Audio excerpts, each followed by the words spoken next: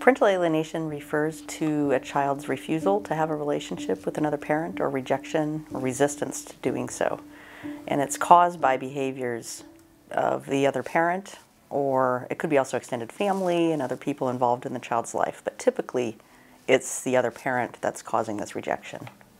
And my most recent paper, we found that in the US, it's about 22 million adults are the victims of parental alienating behaviors, and they are not reciprocating the behaviors.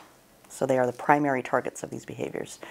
And the percentage of children in the US who we found were alienated moderately to severely was about 1.3%, which is nearly 4 million children.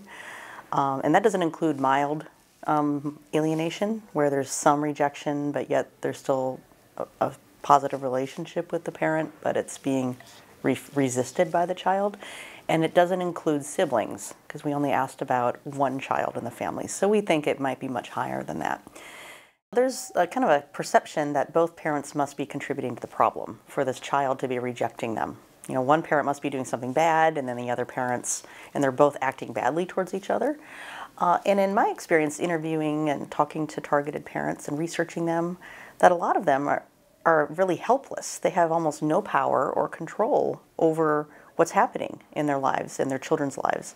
The alienating parent really controls everything. They control access and communication to their child. Anything that that parent will say to the child is interpreted by that child as negative and hostile towards the other parent who they're trying to protect. So my experience was that it's impossible for this person to reciprocate when you actually see the dynamics in these families. We have 18 behaviors that they admit to doing or not doing, and whether the other parent had been doing them. This allowed us to see whether or not they were engaging in similar levels of behaviors, or if one was not doing anything and the other one was. And people admitted to doing a lot of these really negative behaviors, I should mention that. But what we found for those parents who did hardly any behaviors and the other parent did 7 or more out of 18, those were the ones who were the most alienated from their children. The parents who were reciprocating and both doing it were not alienated from their children. So we know it's not the reciprocity of the behaviors that's causing the alienation, and which hints at other work that I'm doing showing that this is a form of intimate terrorism, where you have a parent who has very little power to reciprocate. They have very little power to do anything, and they're the ones whose relationship is the most damaged with their child. So for a long time, people have just talked about parental alienation as child abuse, which it is, right? It's very harmful and damaging to the child. Parents who alienate their children are not only engaging in psychological abuse, but also even physical abuse and social isolation and other types of things to harm that child and keep them away from the other parent. But it does a lot of significant damage to that child and to their relationships with others. But it's also considered domestic violence, because the intent of the behavior is to harm the other parent and their relationship with the child. And so many behaviors that alienators do aren't always involving the child. The child can be a weapon that's used against them, but they will engage in many, many behaviors just to hurt the other parent. They'll engage in legal and administrative aggression, making false reports of abuse, calling police to do wellness checks on them when their children are visiting, even though there's nothing wrong, to make it appear that that parent is dangerous. They will send them threatening and harassing emails and text messages and badmouth them to everybody around. So all of these behaviors actually directly map on to the behaviors that intimate terrorists use in battery kind of cases, where you have a parent, male or female, who has a lot of control and power and engages in coercive tactics and very hostile and aggressive tactics towards the other person to control them and exert their power over them. This is when I was in Iceland a few years ago speaking about this at a conference. That was sort of the basis of my whole talk, is outlining all of these behaviors that these parents are doing, and they map right on to what intimate terrorists use. We evaluated trauma symptoms of parents who've been alienated from a child, as well as depression and suicide ideation. And we found that parents across 3 polls in the US and Canada had many more post-traumatic stress symptoms as parents who weren't being alienated, and people who don't even have children. So the general population without children. So they were had the most trauma symptoms. They also were more depressed than all of those other groups. Alienated parents who were not reciprocating behaviors were the most suicidal compared to those parents who were who were reciprocating behaviors, and parents who admitted to being an alienator and engaging in a lot of these behaviors. And of the parents who were moderately to severely alienated, nearly half, or 47%, said they thought about killing themselves in the last year due to a child custody dispute or conflict with their ex. So it's very severe just for targeted parents and how they're coping with this. And very few have resources, because one of the strategies of an intimate terrorist and an alienator is to socially isolate the child and the target of the behavior.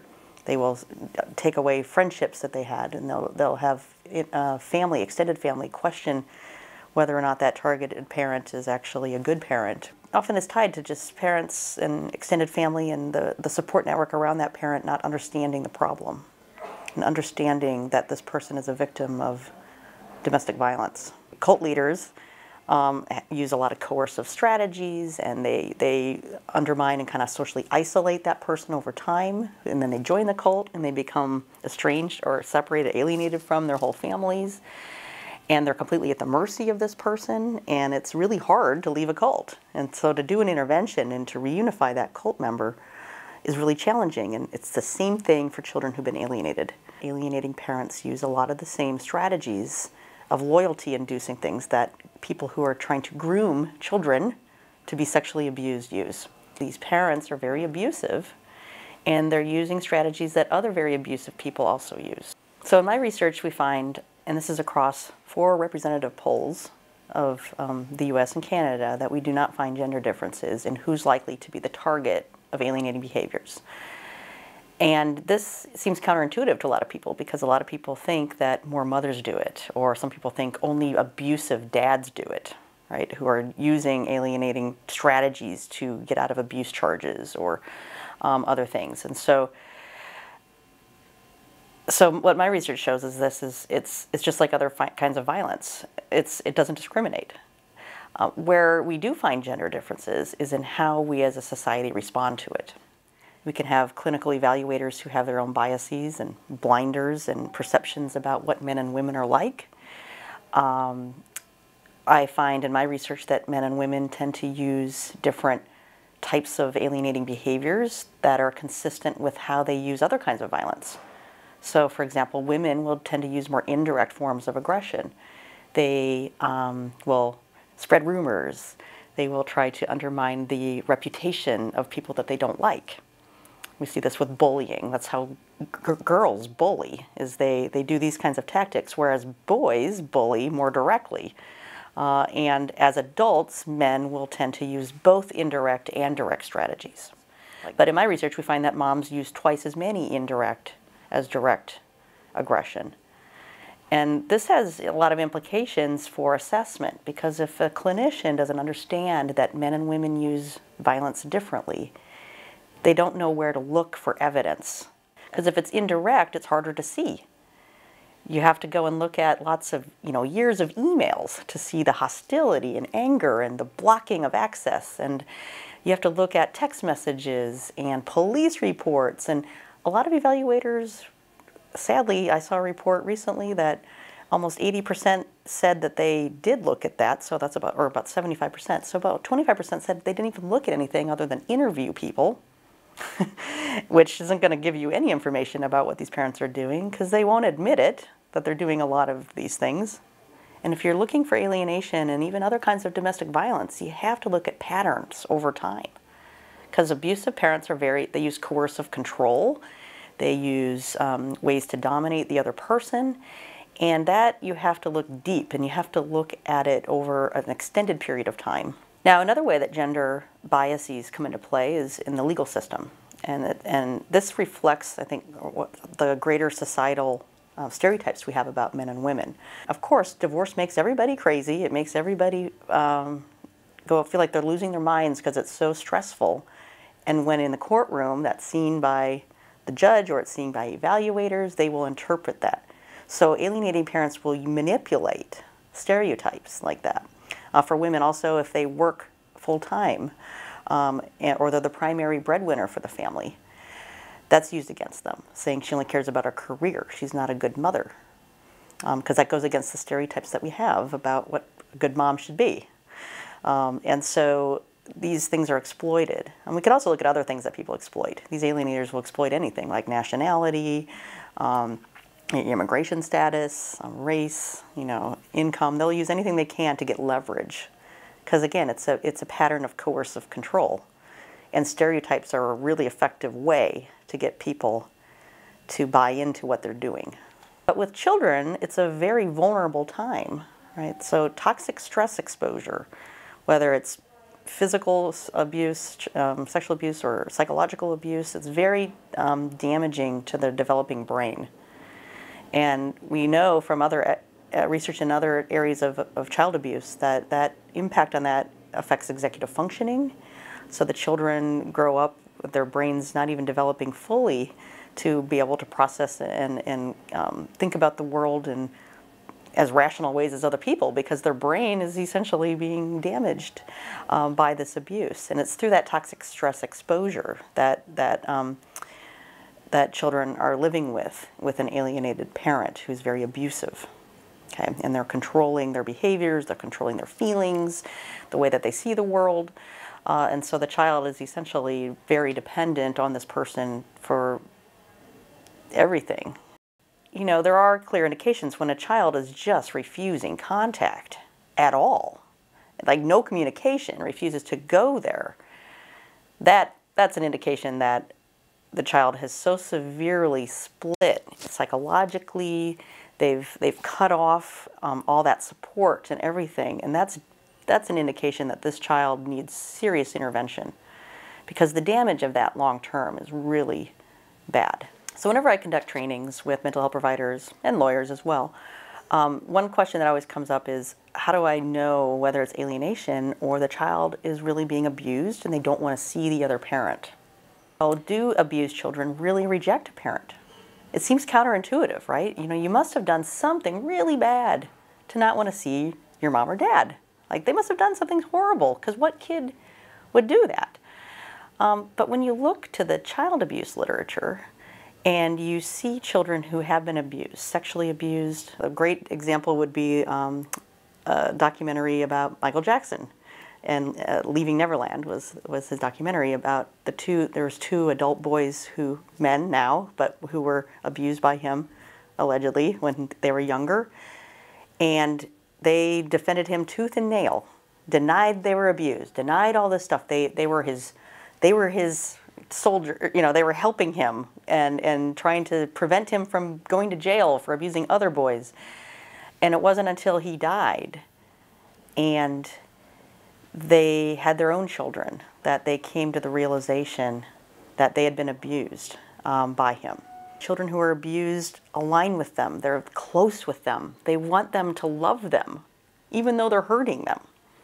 So when you see a child rejecting a parent who's allegedly so abusive, you actually would not see that behavior. It's highly improbable. There's always a possibility, but I'm a scientist and I don't work with possibilities. Like, what's probable? Because when you're making decisions about children, you need to go with what the evidence says. And the evidence says abused children don't often act that way. So if we rule out that there is no abuse and this child is not wanting to see them, we have to recognize that they're being abused by the other parent to not have a relationship with them. Because again, it's the child's right to have a relationship with them. And if that person is not supporting that and not recognizing their own role in not allowing that to happen, that's abuse. And then that child, if you notice, alienated children will defend them tooth and nail, just like you see these kids defending the people who are abusing them sexually. So we need to intervene and get them away from the abusive behaviors. Get treatment for the person who's doing those behaviors and repair the relationship that they've lost with the parent who is typically healthier and is a loving parent to them, and a good enough parent, a good enough healthy parent, and then stopping the abuse. Because that's the only way this will get fixed, is if those behaviors stop. And it's a miracle when kids are taken out of that abusive environment, how much better they do. They're given the permission to love this person and to reunite and reunite with siblings and other family members that they've been cut off from and estranged from because of the alienating behaviors of that parent. Now, how do we stop it earlier? Because it's hard to do when kids are at a severe level. Like, it's very hard. They're often very resistant. It's just like when you take a person out of a cult. It takes them many years to kind of finally separate from that and recognize the abuse that had happened. Because, you know, that cult leader is still in their head. They're still thinking. They're still part of them. And so just like the alienating parent is still influencing how they see the world. And it takes a long time to separate from that.